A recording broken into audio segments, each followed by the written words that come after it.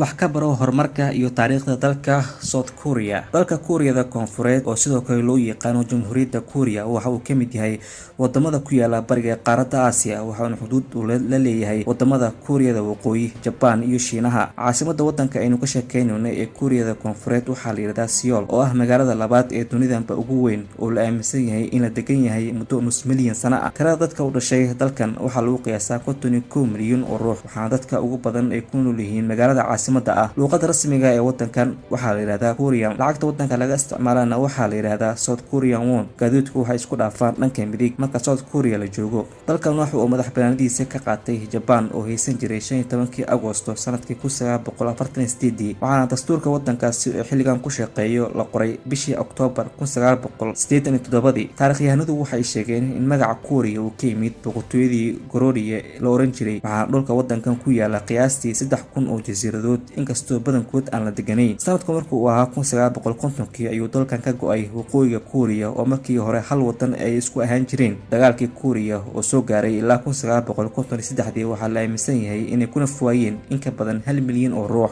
Xagga dhaqaalaha haddii aan eegno, dalkan waxaa ku yaala suuqa 13-aad ee dunida oo dhan ugu weyn. Sidoo kalena waxaa ku yaala warshadaha shirkadaha ugu weyn ee soo saara qalabka elektaroonikada loo yaqaano ay moobiladu ka mid yihiin. Dalkan waxa uu ka mid yahay wadamada dhaqaalahoodu sida xawliga uu ku kobcayo, waxaana dhaqaalaha wadanku uu ku tiirsan yahay ganacsiga caalamiga ah. South Korea waxa uu noqday dalka shanaad ee dibadda wax u dhoofiya. Dalxiiska ayaa ka mid ah ilaha dhaqaalaha ugu badan ee uu dalkan ka helo, waxaana sanadkiiba dalkaasi booqda 11 milyan oo ruux celcelis ahaan. Dhanka dalxiiska waxaa dalkan Kuuriyada Koonfureed kaga jira wadanka 20aad ee dunida loo dalxiis tago. Dowladda South Korea waxaa hawada ugu jira qiyaastii 10 dayax gacmeed oo qaarkood ay kira ka qaadato.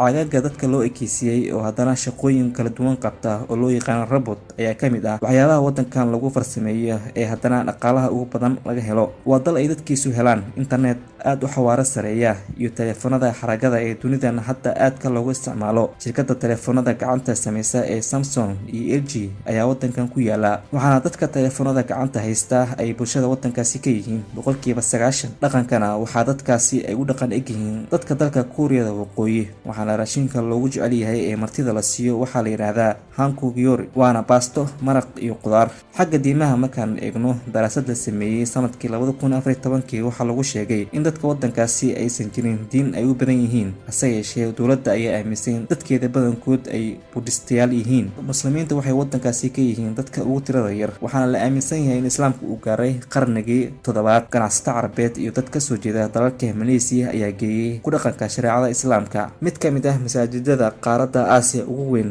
ayaa wadankan ku yaala, waxaana dhistay hay'ad Malaysia laga leeyahay. Dhanka ciyaaraha, ciyaarta lagdanka oo wadankaasi loo yaqaano Taekwondo ayaa ka mid ah ciyaaraha loogu jecel yahay marka wadankaasi la joogo. Dalka Korea waxaa laba qaybood oo waqooyi iyo koonfur loo qaybiyay sanadkii 1945, hase ahaatee waxa uu xuduud rasmi ah noqotay sanadkii 1953 markii uu soo gabagaboobay dagaalkii Korea 1950 ilaa 1953. Dagaalweynihii koowaad ee dunida waxa uu galaftay 4 boqortooyo oo waaweyn oo kala ah Ruushka, Cusmaaniyiinta, Jarmalka iyo Austria-Hungary. Dagaalkii webiga Dallas waxa uu ahaa dagaalkii ugu horeeyay ee weyn ee dhex maray Muslimiinta, Cabbaasiyiinta iyo Shiinaha oo ay maamuleysay boqortooyadii qoyskii Tang. Dagaalkan waxa uu lahaa 2 natiijo oo waaweyn. Waxa uu horseeday in Islaamku uu noqdo diinta koowaad ee mantiqada Aasiyada dhexe. Tan labaad ayaa ah in dagaalka lagu qabtay askar Shiinaha oo yaqaana sida loo sameeyo waraaqaha farsamada oo hore lagu aqoonin dunida kale. Marka laga reebo Shiinaha ayaa ku faaftay caalamka Islaamka oo ay ugu dambeynna ugu sii gudubtay xaggaas iyo qaaradda Yurub. Haddaba aan eegno waxyaabihii ugu cajiibsanaa ee ka dhacay wadankaasi Korea intii uu dilaacay